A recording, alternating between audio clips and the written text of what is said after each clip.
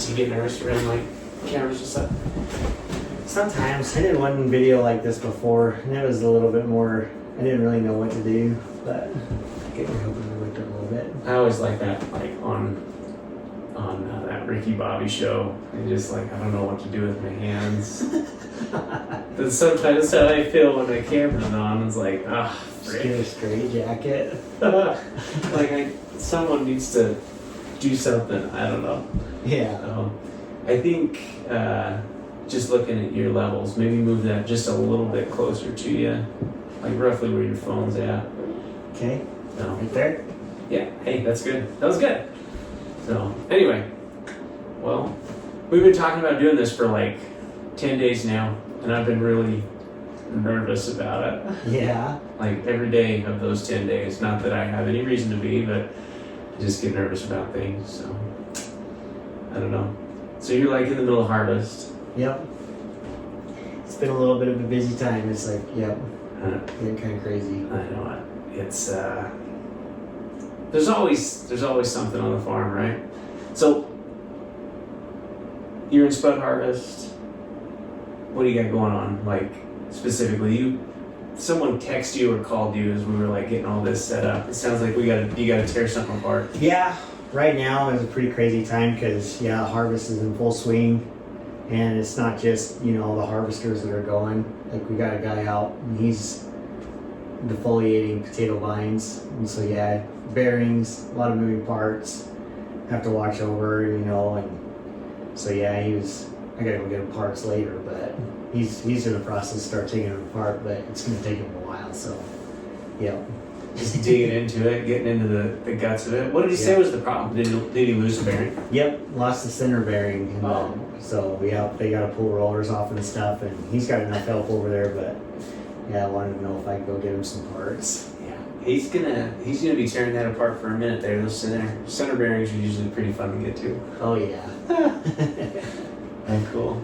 No, when we first kind of talked about this, I've been chatting with like a handful of guys just to be like, hey, would you ever be interested in like sitting down and I don't know, I'm always like hesitant to call something what it is, but everybody I've talked to, they've been like, oh, you want like a podcast? And it's like, yeah, kinda. I don't know what else to call it. It is what it is.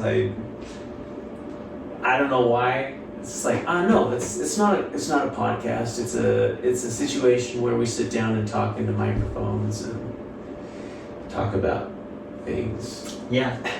It's just like No, farmers podcasts are just a new way of saying coffee talk, right? Yeah, that's true. I hadn't thought about that. Yeah. It's like, okay, very good. So anyway, what I was thinking was like, as I was going through and I thought about this a couple weeks ago, 3 weeks ago or so, and we've talked about how I get nervous, and I get nervous about things that I can't control. And some of the things that I've been nervous about, and like, maybe this is a reason that this could be a bad idea, but I'm like, man, if I'm nervous about all these things, like, what are the growers feeling right now? Like, what are they thinking with like current economy being what it is, current ag market being where it is? I don't know. There's, on my end where I sell fertilizer, the inputs are high, and they're not quite as high as they've ever been, but they're right next to it. Yeah. And then on your side of things, it's like commodity prices are low. So, I mean, are you gonna is there anything that's gonna be worth money, like at the end of this growing season or even next year? So, like that's the thing, like the word I would put on it is there's a lot like uncertainty in what's going on in the economy, especially in the ag sector right now. There's nothing that will make a farmer smile too much or make them excited about. Right now, I think everybody just wants to break even. That's the goal. Isn't that a wild goal? Is just to like... It's just to I can pay I the just bills. hope I'm not in the red. That's it. Yeah. What does break even mean though? Like, does break even mean like I might be able to take home like a little bit of something for like food, groceries, and those kind of deals? Or is break even like, no, we're just looking to pay the power bill, like the cost for our parts, for our tractors? Like, what does that look like? I think it's different for every farm. Yeah, it probably It is. is like, some farmers, they might have a side job or something, and so that kind of pays for their living expenses a little bit. Yeah. But some guys, they're fully involved in this, and they may have other ventures they're kind of doing with the farm, and maybe they're just thinking in their head, man, if I can just pay equipment loans, if I can pay the help, keep payroll flowing, and pay the utilities to keep pumps going, I think it's just different for everybody. Yeah. I mean, and the amount of money that I'm talking about is not significant enough to like. It's like, oh yay, we made 30,000. We're 30,000 above Yeah. red or something like that. So okay, you mentioned like side hustles, and that was another reason that like I wanted to do this. Is I kind of wanted to sit down and chat with people about like, what do you got going on the side? I feel like I know one thing that you're pretty passionate about. Yeah. Do you want to talk about it? Yeah. Okay. So, like, there's a few things that, like, are you talking about the fire department? Yeah. Yeah.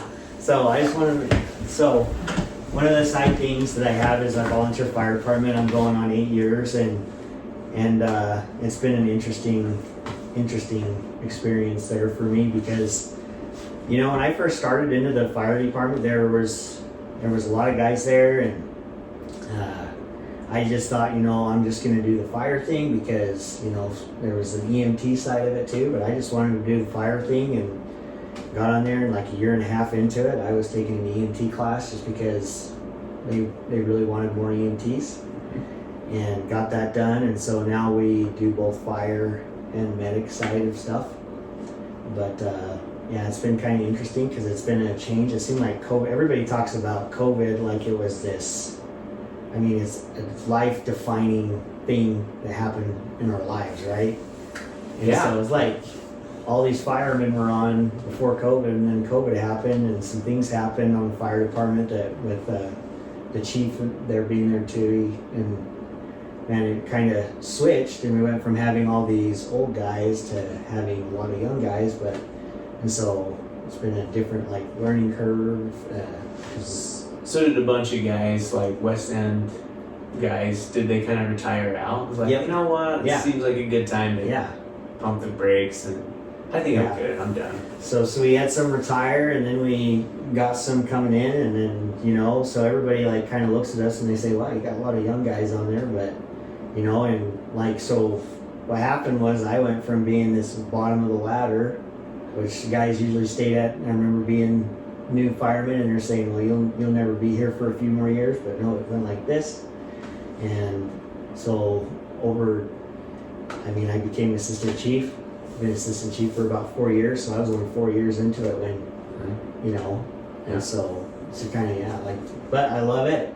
We've done a lot of good things. It keeps me really involved in the community, and that's kind of something that farmers have always been seen as. They're the ones that attend the PTA meetings. They're the ones that are most involved, and it's good for farmers, especially the young ones, to find a side niche in the community to be involved in, to kind of keep those small town family farm values going in the community. Keep those feels going.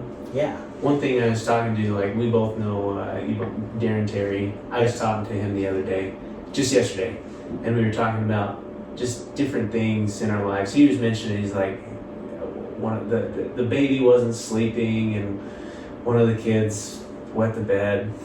He just like, he didn't sleep at all the other night.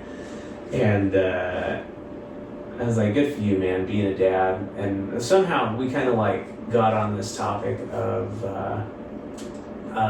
community, and like as you get older, you're trying to like narrow down where you're going to give your time, because time is valuable, and you seem to get like less and less and less of it for a while.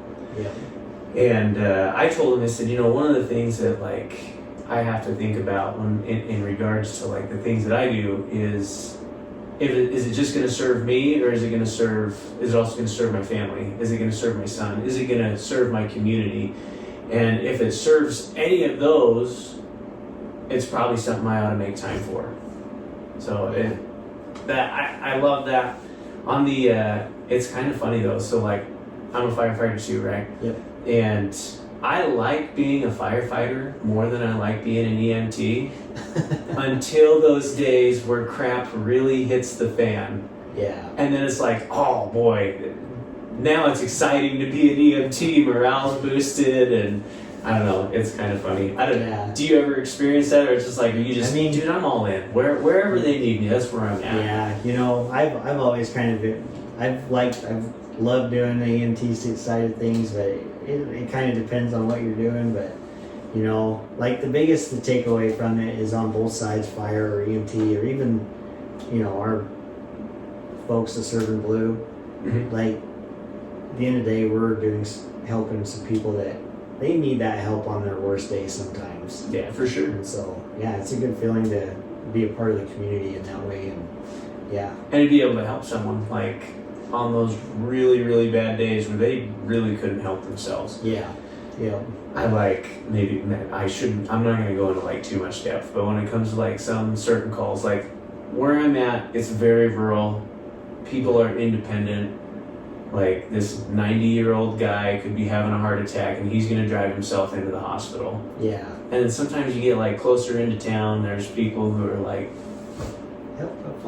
38. Yeah. And they're just like, I just want to be checked out. And it's like, why? Like, you still have all your limbs. Like, you're good. Like, if you want to go get checked out, just run into the hospital. It'll be great. Like, they'll take good care of you in there. But that's not right. That's not the right attitude to have. No, yeah.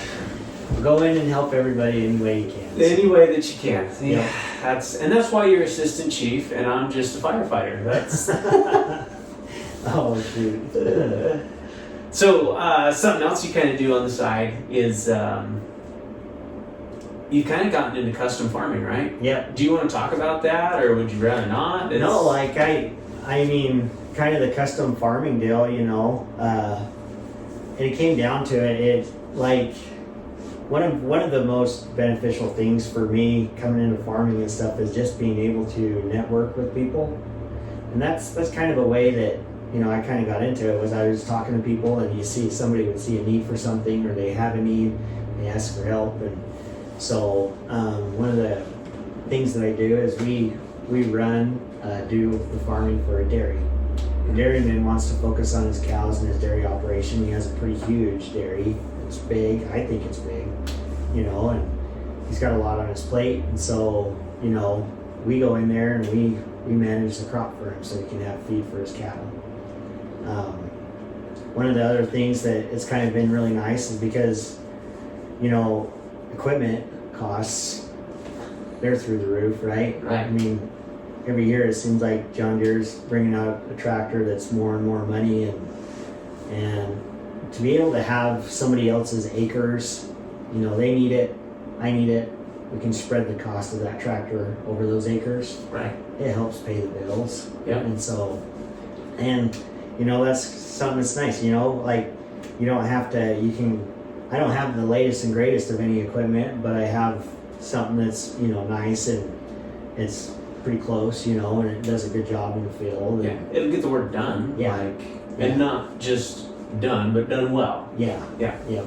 So that's kind of how I got into the custom thing, and it kind of branched over a little bit. We went from the dairy, and then I work with a fresh pack out of Idaho Falls called Eagle Eye Produce, and they need the spuds. And I was a new farmer, and it's something that I can't take on too many potato acres. Financing potato acre is super expensive, and so I moved from growing a small amount of potatoes from them to growing their spuds and being a custom grower for them. Right. And so that's been kind of nice too. So we do things like we mark out potato rows to harvesting the spud crop for them. That's the spuds they're out harvesting right now. Yes. and they've been really good to work with. I mean, so What kind of spuds are you digging right now? Are they they're Norcotas. the Norks? Okay. Yep. Cool. And they're big. I've, part of networking with people is, you find people that rotate spuds in their ground, and some of this ground is it's been out of potatoes for a while, and that helps a ton. Yeah. And so the spuds that were just coming out, they're really big. And It's been such a good year for like the potatoes, just anything. Like it's just they've grown really well this year. Yeah. And you sit down and you chat with anybody. You're talking about your networking and stuff. When it's in season, it's probably pretty hard for you to network, right? Like your networking happens like in the winter months. Mine happens while everything is fresh on people's minds. So I come to your shop and I go to a shop over here and I go to a shop over.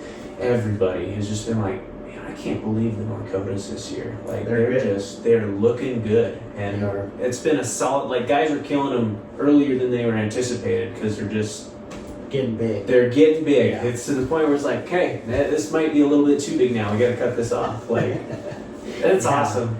So you brought up like two different things that I think would be interesting for people to know, and we don't have to talk about it if you don't want to talk about it. But number one is let's talk about where you're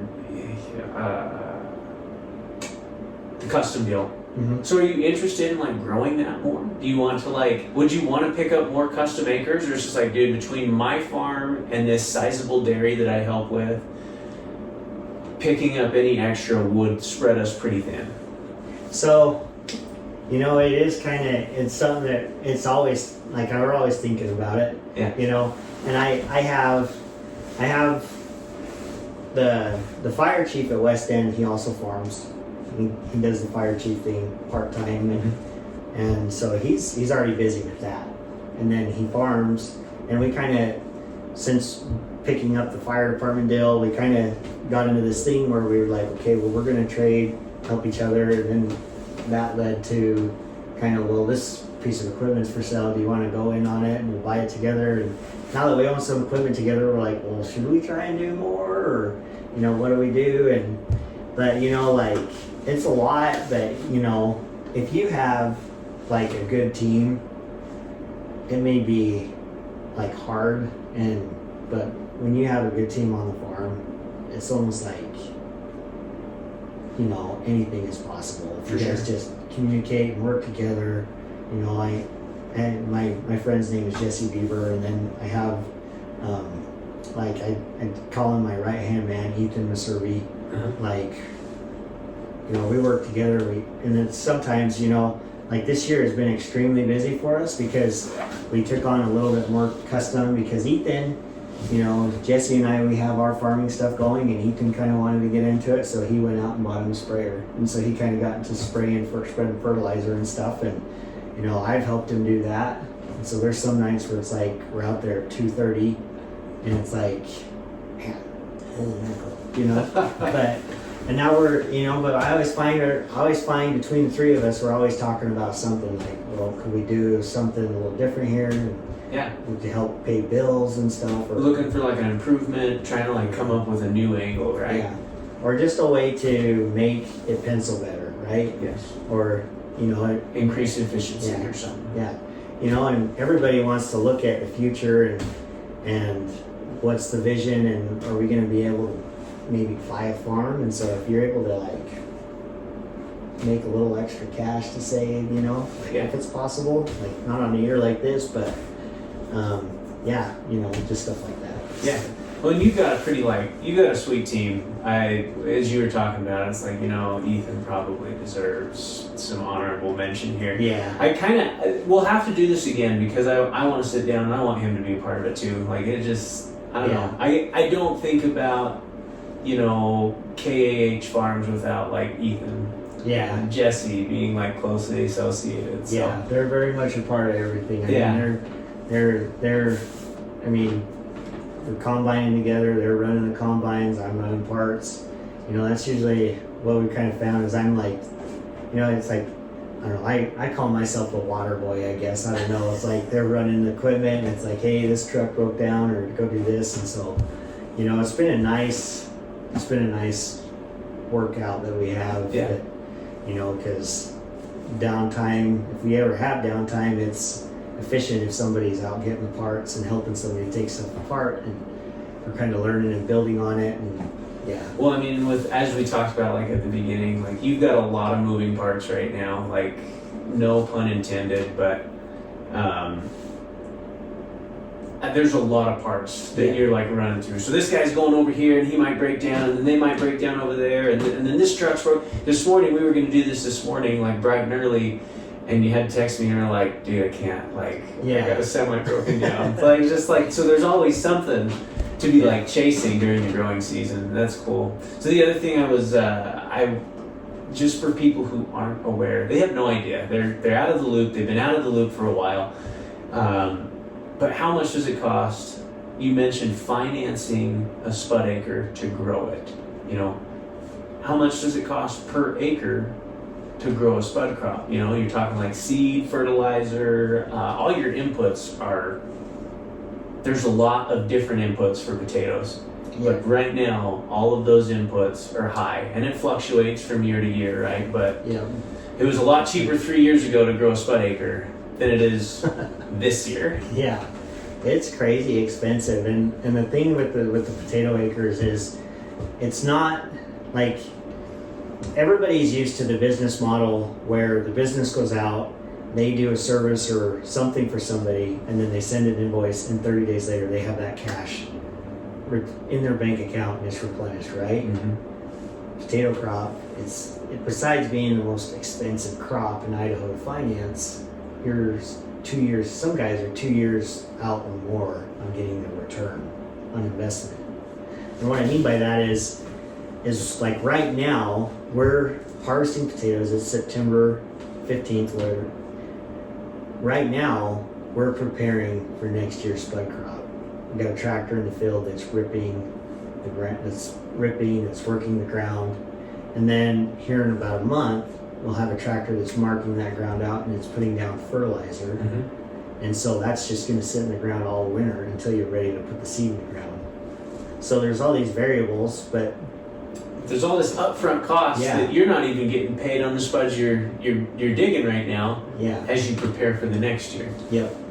And so it is super expensive, and it's the price per acre honestly is different for every farmer, because some farmers, they grow on ground that they've owned, and they can, you know, and some farmers are going out there and they're looking for ground, and right now they're paying, you know, anywhere from, you know, $700 to $1,000, you know, is what I've heard. Mm-hmm. You know, and what I see. So it's crazy, you know. It is very wild. Inputs are getting expensive, They you are. know, and you know, you see people on TikTok, and right now there is kind of a thing on the farm crisis, because there's a lot of farmers in the Midwest that are calling for help. Mm-hmm. Like they were meeting in a church building the other day with senators and calling on them for a bailout or something. For these corn guys? Yep. Okay. Corn guys. And so, and there's been a lot of people on TikTok that have reacted to that and saying, let them go broke. You know, they voted for this, and they're referring to Trump and the tariffs. Yes. And that right there is a lot of ignorance on their part. For sure. Because if I could talk to them on, you know, I don't take time to message them or reply in their comments, but I just think this isn't just a 1 year thing. That's what this is for. Yeah. Yeah, I guess. You know, educate. But it's not been a 1 year thing. It's evolved, and it's happened, and it's built up, and it's just gotten worse and worse. The tariffs, you know, they haven't played a good part in it, but they're not the only thing that's caused this to happen. So yeah.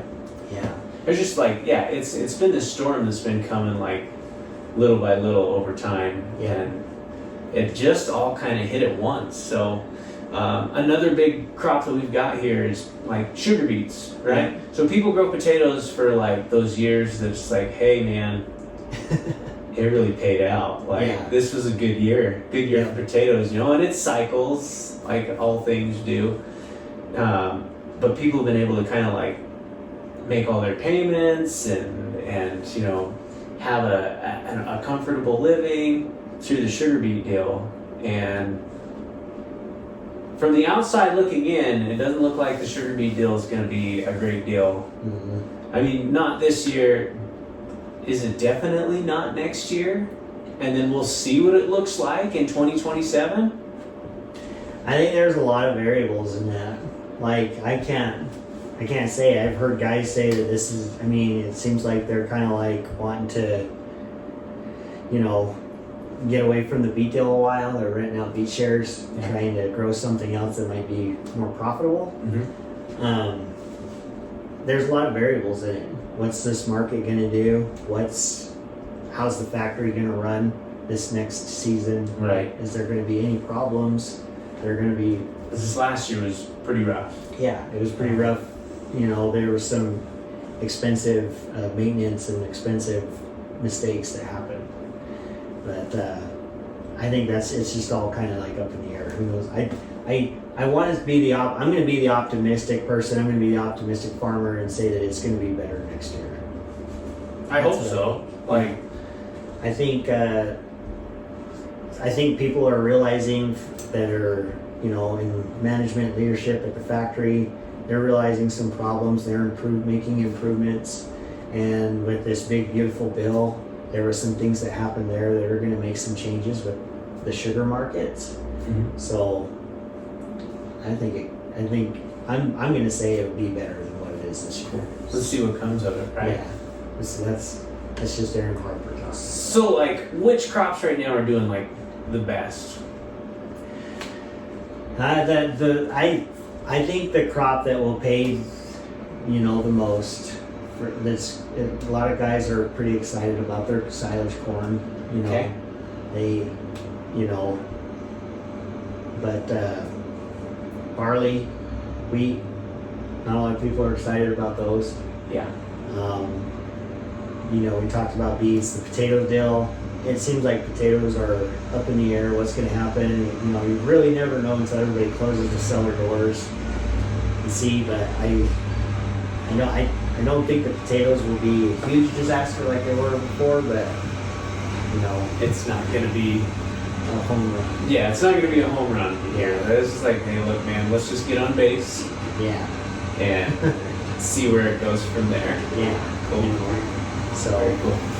Yeah, coming in here. Oh, yeah. is this your broken Yeah, down? that's the broken down bearing right there. They Nice. decided to bring it to the shop. So It's easier to work in the shade. yeah. Not quite so hot. So. Yeah, there was.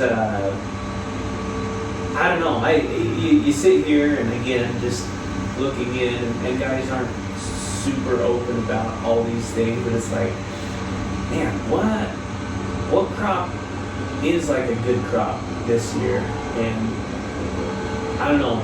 It seems like maybe the silage corn's going to be good until we get it all brought in, and then it's going to be like, oh man, like now we got so much of it. Is that a possibility with like for the local market? It could be. I mean, I remember we were in a potato meeting where there were some growers in there, and you know, the process was coming out this last spring, and they had to make some cuts and adjustments to people's contracts. Uh-huh. What's sad about that is it's just hard when that happens, and it's happened before. The farmers have to. I mean, they've already got some of this ground prepped for spuds. Like I said, we're in the fall. Oh yeah. We're marking out. We're putting fertilizer down. But I remember listening to some old guys, and they were talking, and they're, you know, once, what are you going to do? Are you going to try and plant open market spuds? And, you know, I'm going to roll a hair up, just plant corn. You know. Mm. But I was thinking like, well, these are these dairies going to get flooded with corn. You know. I don't know. We'll see. It's totally possible. Yeah. You know. Or it might be fun. Yeah. Oh. You know. Hmm. Could go either way. And it could. I should have let us off with this. That the premise behind this, right, is, and we've covered like a lot of good things, right? But like, I want to interview guys who are like go-getters, in my opinion, right? And so you brought up like several things that you guys are doing around here. It's just like, see, this is why I think Aaron Harper's a go-getter. Like, You talked about you're up at 2:30 in the morning and you're trying to like get these sprayer deals done. You're talking about like all this custom work that you're doing on the side. You're talking about, you know, serving your community at the fire station deal, and it's just, I don't know. I think a lot of people, I think they want to do more. I just sometimes think that they don't know how. You know, and when you were talking about you and Ethan and Jesse getting together, and all of you start to brainstorm together, and you come up with ideas to be like more efficient, or could we make a little more money by doing this? And I think that's what it takes. And the idea behind this is just to hopefully like expose people to new ways of thinking of things that, you know, I had never thought about it this way before.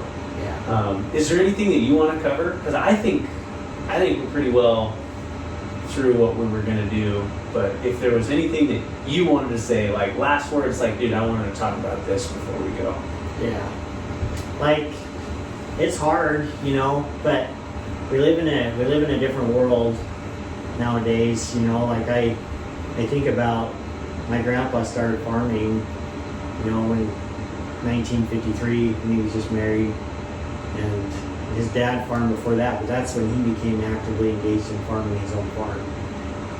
But he would talk about farming in the daytime for somebody else, and then he would borrow their equipment and go farm his farm at night to try and that was how he did it, you know.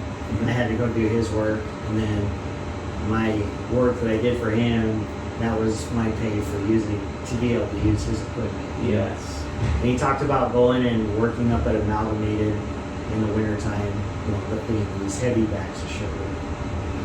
And farming, it requires dedication when you're first starting out. You got to be there.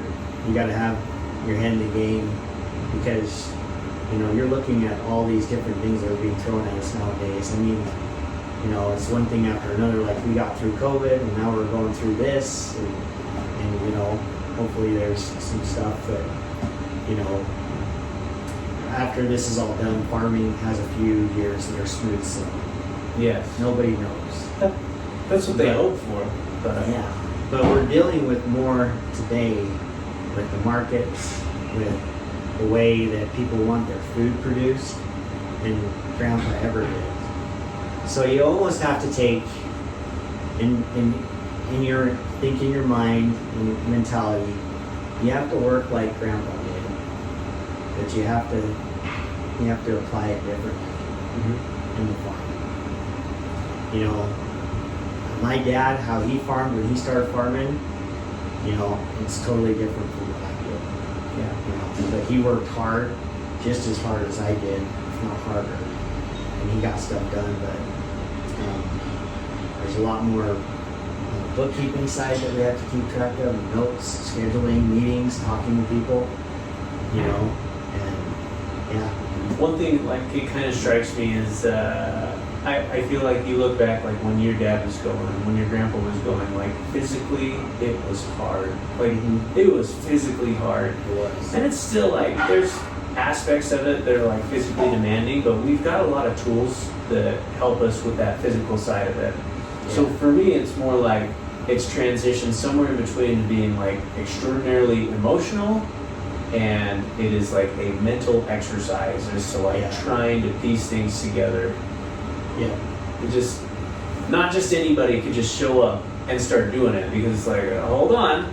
Yeah. You got to make sure your ducks are in a row, man, because there's a lot of ducks. And that's what I think most of like these people who are in the cities and they've never been on a farm, they don't understand that. Like, you know, it's easy to say, well, why don't you just go do this? You know, I see people on TikTok saying, well, why these farmers are complaining, but they don't have to buy new equipment. And it's like, my newest tractor is 10 years old, and you're still paying a ton of money for them. But you know, it's just everything is so expensive in the parts, and you're getting all these things thrown at you, and it's just trying to make it all work. Who is John Deere finding to like buy these tractors with 0 hours on them? I have no idea, but I want to know how they make it work, because you know,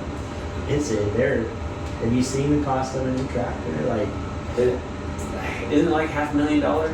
I mean, that's for a mid-sized row crop tractor, you know? Oh my gosh. You look at it like a big pull tractor, and I mean, this was a quick lesson I'll share with you that I learned. You know, when I started this custom work for the dairy, that was one thing that we needed, was we needed a big pull tractor, pull bigger equipment to get across the acres in time, because you don't have all the time in the world. Yeah. Once harvest done, you only have a couple weeks. I was gonna say, what, 30 days max? To get across the acres, and otherwise you're just. But I bought a tractor, and I was going for cost, and it was cheap, and I got it, and we used it for one season, and then it was under warranty and kind of worked, but the engine blew in it, and it's like $80,000, you know, for an engine. And so, and you know, some things happened, and you know, I ended up with a John Deere. It's a 620 9RX, and it's not new. Doesn't have. I mean, it's got 4,000 hours on it. But my whole, like, when I went and sat down with the salesman, I was like, what is the cheapest tractor I can get that still I can put a warranty on it? It's going to cover this, because, I mean, you got a tractor, it's a 2016, Yeah. but it's still, you know, the engine blows in it or a transmission goes out. That's like a ton of extra money that you got to pay to fix that. Everything in the parts is so expensive. You can went and bought, you know, drive shaft for the tractor that goes on the front ILS, and it went out the U-joint, and so they sold us a whole new piece, and I think it was like $3,800 or something. Wow. That's the thing, like, you guys do all that labor yourself, so it's like you're just looking at parts. Yeah. I guess you're not doing full engine rebuilds. No, but I've been lucky to not have that happen. yeah, right. But, you know, What's what was it? Oh, so here's a sick number for you. I remember when I was about 12, 13 years old, my dad, who'd been farming with like, they would have been like 30 to 33-year-old tractors. I mean, they were old Massey Fergusons, right? And he bought his first John Deere when I was about 13. And I think he paid $108,000 for this really nice, I mean, really nice for Mickelson Farms, right? And it's just crazy. He used that thing until he retired, and when he retired, I think he sold it for like $86,000. So I mean, wow! Yeah. Like, it's just wild to see how much things have cranked up in the last like 10 years. Yeah. It's just expensive. Like, equipment is expensive. It's wild. Yeah. It's just gone up. It's just, yeah, it's crazy. It's insane. I mean, yeah. You're sitting here just like, dude, I would buy 10 tractors at $100,000 a piece. Yeah.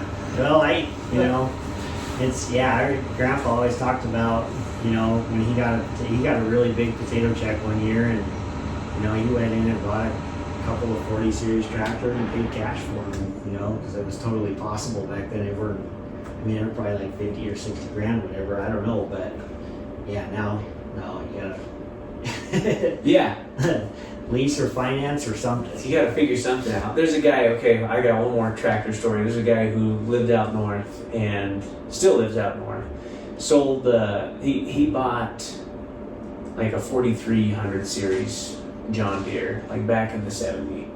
And he bought it for like, I think he said he bought it for $28,000 or something like that when he bought it. He ran it for like 35 years, sold it at an auction, and he was standing next to my dad when it sold, and I think it sold for like 28 and a half. He's like, I just sold that tractor for $500 more than what I bought it for, brand new. What a deal. 35 years ago. I was like, That thing worked on the farm for free. It oh was my right gosh, that freaking green paint is insane. So, Yeah. it made me chuckle. I was like, there. wow. Got his Just money wow. back. Yeah, I got his money back and then some. So, this is crazy. Yeah. All right. Well, you got anything else you want to hit on? No. I thought of something, but I totally lost it. So this won't be the last time we sit down, I'm sure. But Yeah.